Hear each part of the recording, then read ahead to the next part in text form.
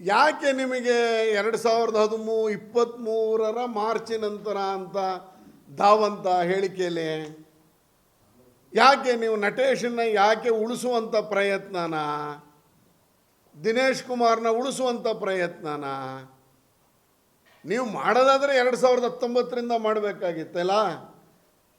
ನಟೇಶನ ಮೇಲೆ ಕೇಸ್ ಆಯಿತು, ಈ ದಿನೇಶ್ ಕುಮಾರ್ ಮೇಲೆ ಕೇಸ್ ಆಯಿತು, ಯಾಕೆ ನಟೇಶ್ ಮೇಲೆ ಇವತ್ತಿನವರೆಗೂ ಮಾಡಿಲ್ಲ? ಯಾಕೆ ನಟೇಶಿಗೆ ಪ್ರಮೋಷನ್ ಕೊಟ್ರಿ? ಇದು ದ್ವಿಮುಖ ನೀತಿ ಅಲ್ವೇನೋ ನಿಮ್ಮದು? ಆಯಿತು, ಇನ್ನೂ ಒಂದು ಹೆಜ್ಜೆ ಮುಂದೆ ಹೋಗೋಣ. ನಾನು ನಿಮಗೆ ಆಮೇಲಿಂದ ಈ ವಿಷಯಕ್ಕೆ ನಾನು ಚೂರು ವಿಸ್ತಾರಕ್ಕೆ ಬರ್ತೀನಿ. ಪಾರ್ವತಮ್ಮನವರು ಸನ್ಮಾನ್ಯ ಮಾಜಿ ಮುಖ್ಯಮಂತ್ರಿಗಳ ಪತ್ನಿಗೆ ಕೊಟ್ಟಂಥ 14 ಸೈಟಿನ ವಿಷಯದಲ್ಲಿ ಆ 14 ಸೈಟನ್ನು ಕೊಟ್ಬಿಟ್ರಿ ನೀವು ಮೂಡಾಗೆ ಅಂತ ಹೇಳ್ಕೊಂಡ್ರಿ. ನಿಮ್ಮನ್ನು ಅವ್ರು ಯಾರೋ ಏಮಾರಿಸಿದ್ರು, ಅದಕ್ಕೋಸ್ಕರ ವಾಪಸ್ ಕೊಡ್ತಾ ಇದ್ದೀವಿ ಅಂತ ಹೇಳಿದ್ರಿ. ಹಾಗಾದರೆ ನಿಮ್ಮನ್ನು ದಿಕ್ತಪ್ಪಿಸಿದ್ರಲ್ಲ, ಆ ಅಧಿಕಾರಿಗಳ ಮೇಲೆ ಯಾಕೆ ಕ್ರಮ ಆಗಿಲ್ಲ ಇವತ್ತಿನವರೆಗೆ? ನಿಮ್ಮನ್ನು ಇಡೀ ದೇಶದಲ್ಲಿ ಸಿದ್ದರಾಮಯ್ಯನವ್ರ ಪತ್ನಿಯವರು 14 ಸೈಟ್ ಪಡ್ಕೊಂಡ್ರು ಅಂತ ನನ್ನನ್ನೂ ಸೇರಿದಂಗೆ ಎಲ್ಲರೂ ಪಾದಯಾತ್ರೆ ಮಾಡ್ಕೊಂಡು ಬಂದ್ವಲ್ಲ ರಾಜ್ಯದ BJP ಅಧ್ಯಕ್ಷರ ನೇತೃತ್ವದಲ್ಲಿ. ಅವ್ರನ್ನ ಯಾಕೆ ಇನ್ನೂ ಉಳಿಸ್ಕೊಂಡಿದ್ದೀರಾ ನೀವು? ಯಾಕೆ ಅವ್ರ ಮೇಲೆ ಕ್ರಮ ಮಾಡ್ತಿಲ್ಲ? ನಿಮ್ಮ ತಾಯಿಯವರ ಮೇಲೇ ಆರೋಪ ಬಂದಾಗ ನೀವೇ ತಗೊಂಡೋಗಿ ಮೂಡಾ ಕಮಿಷನರ್ಗೆ ಲೆಟ್ರ್ ಕೊಟ್ರಿ, ವಾಪಸ್ ಕೊಡ್ತಾ ಇದ್ದೀನಿ ಅಂತ. ನಿಮ್ಮ ತಾಯಿಯವ್ರು ಬರಲಿಲ್ಲ ಅವತ್ತು. ಆದರೆ ಆ ಲೆಟ್ರ್ ಕೊಡೋಕ್ಕೆ ಗೊತ್ತಾಯ್ತಲ್ಲ, ನಿಮ್ಮ ತಾಯಿಯವರಿಗೆ ನಿಮ್ಮ ತಂದೆಯವರಿಗೆ ಮುಜುಗರ ಮಾಡಿದಂಥ ವ್ಯಕ್ತಿಗಳನ್ನು ನೀವೀಗ ರಕ್ಷಣೆ ಮಾಡುವಂಥ ಪ್ರಯತ್ನ ಮಾಡ್ತಾಯಿದ್ದೀರಿ ಅಂತ ನಮಗೆ ಅನುಮಾನ ಹುಡ್ತಾ ಇಲ್ವೇನೋ? ಯಾಕೆ ಹಂಗಾರ ಕ್ರಮ ಆಗಿಲ್ಲ ಇವತ್ತಿನವ್ರಿಗೆ? ಯಾಕೆ ಅವರನ್ನು ಬಿಟ್ಟಿದ್ದೀರಿ? ಹೇಳಬೇಕಲ್ಲ ಇದಕ್ಕೆ. A1 ಸಿದ್ದರಾಮಯ್ಯ ಸಾಹೇಬರಾಗಿದ್ದರು ಅವತ್ತು ಲೋಕಾಯುಕ್ತದಲ್ಲಿ, A2 ಪಾರ್ವತಮ್ಮನವರಾಗಿದ್ದರು, A3 ಮಲ್ಲಿಕಾರ್ಜುನ ಸ್ವಾಮಿ ಇವರು ಒಂದೇ ಕುಟುಂಬದವರು, 4ನೇದವ್ರನ್ನ ಬಿಡೋಣ ದೇವರಾಜ್ ಅವ್ರನ್ನ. ಆದರೆ A1 ಬಂದು ಮೈಸೂರಿನ ಲೋಕಾಯುಕ್ತ ಕಚೇರಿಲಿ ವಿಚಾರಣೆಗೆ ಒಳಪಡ್ತಾರೆ. ಸನ್ಮಾನ್ಯ ಮುಖ್ಯಮಂತ್ರಿಗಳು, ರಾಜ್ಯದ ಮುಖ್ಯಮಂತ್ರಿಗಳು ಒಬ್ಬ SP ಎದುರುಗಡೆ ಬಂದು ವಿಚಾರಣೆಗೆ ಒಳಪಡ್ತಾರೆ. ನಂಬರ್ 2 ಯಾರು ಪಾರ್ವತಮ್ಮನವರು ಅಂತ ಇದ್ದಾರೆ ನಿಮ್ಮ ತಾಯಿಯವರು, ಅವ್ರನ್ನ ಇವತ್ತಿನವರೆಗೂ ಎಲ್ಲಿ ವಿಚಾರಣೆ ಮಾಡೋದು ಅಂತ ಲೋಕಾಯುಕ್ತ ಹೇಳಿಲ್ಲ, ಮಾಧ್ಯಮಕ್ಕೂ ಗೊತ್ತಾಗಿಲ್ಲ. ಆಯ್ತಪ್ಪ, ಎಲ್ಲ ವಿಚಾರಣೆ ಮಾಡಿದ್ರಿ, ಆಯಿತು. ಅದೇ ಮಲ್ಲಿಕಾರ್ಜುನ ಸ್ವಾಮಿ ಅಕ್ಯೂಸ್ಡ್ ನಂಬರ್ 3 ರಾತ್ರಿ 8 ಗಂಟೆಗೋ 9 ಗಂಟೆಗೋ 10 ಗಂಟೆಗೋ ಸಮಯ ನೆನಪಿಲ್ಲ, ಹೋಗಿ ಲೋಕಾಯುಕ್ತ SP ಭೇಟಿ ಆಗ್ತಾರೆ ಅಂತ ಆರೋಪ ಮಾಡಲಿಲ್ವ ನಾವುಗಳು? ರಾತ್ರಿ ಹೊತ್ತು ಯಾರು SP ಅವ್ರನ್ನ ಭೇಟಿ ಮಾಡೋಕ್ಕಾಗತ್ತೇನ್ರಿ ಅಂತ ಮಾಡಿದ್ರಿ. ಅದ್ರ ಮೇಲೆ ಇವತ್ತಿನವರೆಗೂ ಕ್ರಮ ಆಗಿಲ್ಲ. ಅಂದರೆ ನಿಮ್ಮ 14 ಸೈಟ್ ಏನಿದೆಯಲ್ಲ, ಅದನ್ನು ಸಮರ್ಥನೆ ಮಾಡಿಕೊಂಡ್ರು ಯಾರೋ? ಇದೇ ನಟೇಶು, ಆವಾಗಿನ ಕಮಿಷನರು. ಒಂದು ಮಾಧ್ಯಮಕ್ಕೆ ಇಂಟರ್ವ್ಯೂ ಕೊಡ್ತಾರೆ. ಇಂಟರ್ವ್ಯೂ ಕೊಡ್ಬೇಕಾದ್ರೆ ಹೇಳ್ತಾರೆ, ಹಿಂದಿನ ಕಮಿಷನರ್ ಅವರು ಏನಂತ ಹೇಳ್ತಾರೆ, ಸಿದ್ದರಾಮಯ್ಯನವರಿಗೆ 14 ಸೈಟ್ಗಳನ್ನು ಪರಿಹಾರವಾಗಿ ಸ್ವೀಕರಿಸಲು ಮನವರಿಕೆ ಮಾಡಿತು ಎಂದು ಮಾಜಿ ಆಯುಕ್ತ DB ನಟೇಶ್ ಹೇಳಿದ್ದಾರೆ. ಜಸ್ಟ್ ಕನ್ನಡ ಆನ್ಲೈನ್ ನ್ಯೂಸ್ ಪೋರ್ಟಲ್ಗೆ ನೀಡಿದ ವಿಶೇಷ ಸಂದರ್ಶನದಲ್ಲಿ ಅಂತ ಅವ್ರು ಹೇಳ್ಕೊಂಡಿದ್ದಾರೆ. ನಾನು ಅವ್ರ ಮನವೊಲಿಸಿದೆ ಅಂತ ನಟೇಶ್ ಹೇಳಿ ಪತ್ರಿಕಾ ಸಂದರ್ಶನ ಕೊಟ್ಟ ಮೇಲೆ ಒಬ್ಬ KS ಆಫೀಸರು ಪತ್ರಿಕಾ ಸಂದರ್ಶನ ಕೊಡ್ಬೋದಾ? ಶಿಸ್ತು ಕ್ರಮ ಆಗಿಲ್ಲ ಅವನ ಮೇಲೆ. ಆದರೆ ಅದೇ ನಟೇಶು ನಿಮ್ಮ ತಾಯಿನ ದಿಕ್ತಪ್ಪಿಸ್ದೆ ಅಂತ ಹೇಳಿದಾರಲ್ಲ. 60 ವರ್ಷದ ರಾಜಕೀಯ ಜೀವನದಲ್ಲಿ ನಾನು ಕಳಂಕನೇ ಒತ್ಕೊಂಡಿರಲಿಲ್ಲ, BJPಯವರು ಕಳಂಕಿತರನ್ನಾಗಿ ಮಾಡಿದ್ರು ಅಂತ ಸನ್ಮಾನ್ಯ ಮುಖ್ಯಮಂತ್ರಿಗಳು ಆಗಿದ್ದಂಥ ಸಿದ್ದರಾಮಯ್ಯನವರು ನಿಮ್ಮ ತಂದೆಯವರು ಹೇಳಿದ್ರಲ್ಲ. ಅದಕ್ಕೆ ನೀವು ಆ ನಟೇಶನ್ನವರಿಗೆ ಶಿಕ್ಷೆ ಪ್ರಮಾಣವನ್ನು ಘೋಷಣೆ ಮಾಡಬೇಕಾಗಿತ್ತಲ್ವ, ಸಸ್ಪೆನ್ಷನ್ ಮಾಡಬೇಕಾಗಿತ್ತಲ್ವ, ಹಿಡಿದು ಒಳಗಾಕಬೇಕಾಗಿತ್ತಲ್ವ.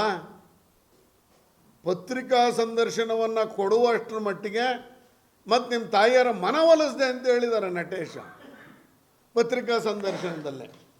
ಆಯಿತು, ಅದನ್ನು ಬಿಡೋಣ. ಈ ರೀತಿಯಲ್ಲಿ ಆಯ್ತಪ್ಪ. ಆಮೇಲೆ ಇನ್ನು ಇಡೀ ಹಗರಣದ ಮೈಸೂರು ಮೂಡಾದ ಹಗರಣದ ವ್ಯಾಪ್ತಿಗೆ ಲೆಕ್ಕ ಹಾಕಿದ್ರೆ ಬಂಧುಗಳ, ನಾನು ಇವತ್ತಿನವರೆಗೂ ಸರ್ಕಾರದ ಮೇಲೆ ಒತ್ತಡ ಮಾಡಿರುವ 21 ಲೆಟರ್ ಕರೆಸ್ಪಾಂಡೆನ್ಸ್ ಆಗಿರುವಂಥದ್ದು. 21 ಲೆಟರ್ ಕರೆಸ್ಪಾಂಡೆನ್ಸ್.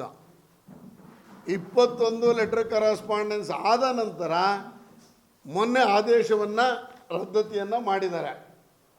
ಇನ್ನೊಂದು ನಿಮಗೆ ರಹಸ್ಯ ಹೇಳ್ತೀನಿ ನೋಡಿ. ನಾನು ಸನ್ಮಾನ್ಯ ನಗರಾಭಿವೃದ್ಧಿ ಸಚಿವರ ಹತ್ರ ವಿಧಾನಸಭೆಯಲ್ಲಿ ಪ್ರಶ್ನೆಯನ್ನು ಕೇಳಿದ್ದೆ. ಮೂಡಾಗೆ ಸಂಬಂಧಪಟ್ಟಂಗೆ 18/8/26 ನನಗೆ ಉತ್ತರವನ್ನು ಕೊಟ್ಟಿದ್ದಾರೆ. ಅದರಲ್ಲಿ ಅವ್ರು ಏನು ಹೇಳ್ತಾರೆ ಅಂದರೆ, ಉತ್ತರ ಬರೀತಾ, ಉನ್ನತ ಮಟ್ಟದ ತಾಂತ್ರಿಕ ಸಮಿತಿಯು ಮಾನ್ಯ ಏಕಸದಸ್ಯ ವಿಚಾರಣಾ ಆಯೋಗದ ವರದಿಯನ್ನು ಸಮಗ್ರವಾಗಿ ಪರಿಶೀಲಿಸಿ ಸರ್ಕಾರಕ್ಕೆ ವರದಿ ಸಲ್ಲಿಸಿದ ನಂತರ ಮೈಸೂರು ಅಭಿವೃದ್ಧಿ ಪ್ರಾಧಿಕಾರದಲ್ಲಿ ನಡೆದಿರುವ ಅಕ್ರಮಗಳ ಪ್ರಕರಣಗಳ ಕುರಿತು ಮತ್ತು ಅಕ್ರಮಗಳಲ್ಲಿ ಭಾಗಿಯಾದ ಅಧಿಕಾರಿ ಸಿಬ್ಬಂದಿಗಳ ವಿರುದ್ಧ ನಿಯಮಾನುಸಾರ ಪರಿಶೀಲಿಸಿ ಕ್ರಮ ವಹಿಸ್ಕೊಳ್ಳುತ್ತೀನಿ ಅಂತೇಳಿ 18ನೇ ತಾರೀಕು ಉತ್ತರ ಕೊಟ್ಟಿರೋದು ಬಂಧುಗಳು. 18ನೇ ತಾರೀಕು. ಆದರೆ 19ನೇ ತಾರೀಕು ಆದೇಶ ಮಾಡ್ತಾರೆ. ಇದರಲ್ಲಿ ಹೇಳ್ತಾರೆ ಅವ್ರದ್ದು ಪರಿಶೀಲಿಸಿ ವರದಿ ಬಂದ ನಂತರ ಅಂತ ನನಗೆ ಉತ್ತರ ಹೇಳ್ತಾರೆ 18ನೇ ತಾರೀಕು. 19ನೇ ತಾರೀಕು ತಾಂತ್ರಿಕ ವರದಿಯ ಶಿಫಾರಸೆ ಆಗೋಯ್ತು ಅಂತ ಬರೀತಾರೆ. ವಿಧಾನಸಭೆಯಲ್ಲಿ ಕೊಟ್ಟಿರುವ ಉತ್ತರ ಇದು. ವಿಧಾನಸಭೆಯಲ್ಲಿ ನೀವು ಹೆಂಗೆ ಬೇಕು ಹಂಗೆ ಉತ್ತರ ಕೊಡೋಕ್ಕಾಗಲ್ಲ. ನಾವು ನಾಗೇಂದ್ರ ಅವರ ವಿಷಯದಲ್ಲಿ, ಮಂತ್ರಿಗಳ ವಿಷಯದಲ್ಲಿ ಧರಣಿ ಕೂತಿದ್ವಿ. ಆ ಧರಣಿ ಸಂದರ್ಭದಲ್ಲಿ ಚರ್ಚೆಗೆ ಅವಕಾಶ ಆಗಲಿಲ್ಲ, ಮಾಡಲಿಲ್ಲ. 18ನೇ ತಾರೀಕು ತಾಂತ್ರಿಕ ವರದಿ ಸಮಿತಿ ವರದಿ ಸಲ್ಲಿಸಿದ ನಂತರ ಮಾಡ್ತೀನಿ ಅಂತ ಹೇಳಿಬಿಟ್ಟು 19ಕ್ಕೆ ಹಿಂಗೆ ವರದಿ ಕೊಟ್ಟು ರಾತ್ರೋರಾತ್ರಿ ನೋಡಿಬಿಟ್ಟು ರಾತ್ರೋರಾತ್ರಿ ಆದೇಶ ಮಾಡಿಬಿಟ್ರಾ. ಈ ಆದೇಶದಲ್ಲಿ ಒಂದು ಕಡೆ ತೋರಿಸ್ತಾರೆ 5/2025 5ನೇ ತಿಂಗಳಲ್ಲಿ, ಅಂದರೆ ಮೇ ತಿಂಗಳಲ್ಲಿ ತಾಂತ್ರಿಕ ವರದಿಯ ಸಮಿತಿ ಅವರಿಗೆ ವರದಿ ಕೊಟ್ಟಿದೆ ಅಂತೇಳಿ. ಅದರಲ್ಲಿ ಇನ್ನೂ ಒಂದು ಡೇಟ್ ಹಾಕ್ತಾರೆ 17/8.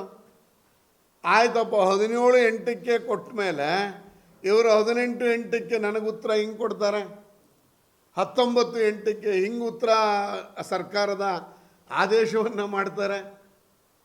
ಎಲ್ಲಿಗೆ ಅಂತ. ಒಟ್ಟು ನಾವು ಹೇಳ್ತಿರೋದು 4,350 ಸೈಟ್ಗಳ ಬಗ್ಗೆ ಹೇಳ್ತಾ ಇದ್ವಿ. 14 ಸೈಟು ವಾಪಸ್ ಕೊಟ್ಟಿದ್ದೀರಿ. ಒಮ್ಮೆ ವಾಪಸ್ ಕೊಟ್ಟ ಮೇಲೆ ಅವತ್ತು ನಾವು ಹೇಳಿದ್ದೀವಿ, ಕಳ್ಳನೇ ತಗೊಂಡ್ಮೇಲೆ ವಾಪಸ್ ಕೊಟ್ಬಿಟ್ರೆ ನಾವು ಸಚ್ಚಾರಿತರಾಗಕ್ಕೆ ಸಾಧ್ಯ ಇಲ್ಲ. ಆಯಿತು, ಅವತ್ತೇನೋ ಮಾಡಿದ್ದೀರಿ, 14 ಸೈಟ್ ಕೊಟ್ಟಿದ್ದರಿಂದ ನಿಮ್ಮ ವಿರುದ್ಧ ಏನೋ ಬಿ ರಿಪೋರ್ಟೋ ಮತ್ತೊಂದೋ ಮಗದೊಂದೋ ಅದು ಹೈಕೋರ್ಟಲ್ಲಿದೆ, ಚಾಲೆಂಜ್ ಆಗಿದೆ. ನಾನು ಅದ್ರ ಬಗ್ಗೆ ಮಾತಾಡೋಕ್ಕೆ ಹೋಗಲ್ಲ. ಅಂದರೆ ಎಷ್ಟು ನಿಮ್ಮ ಮನೆಯ ಕುಟುಂಬ, ರಾಜ್ಯಕ್ಕೆ, ಕರ್ನಾಟಕದ ಜನತೆಯ ಮರ್ಯಾದೆ ತೆಗೆದಂಥ ಅಧಿಕಾರಿಗಳ ವಿರುದ್ಧ ಇವತ್ತಿನವರೆಗೂ ಕ್ರಮ ಆಗಿಲ್ವಲ್ಲ, ಯಾಕೆ ಮಾಡಿಲ್ಲ? ಇದೇ ನಮ್ಮ ಯಕ್ಷ ಪ್ರಶ್ನೆ.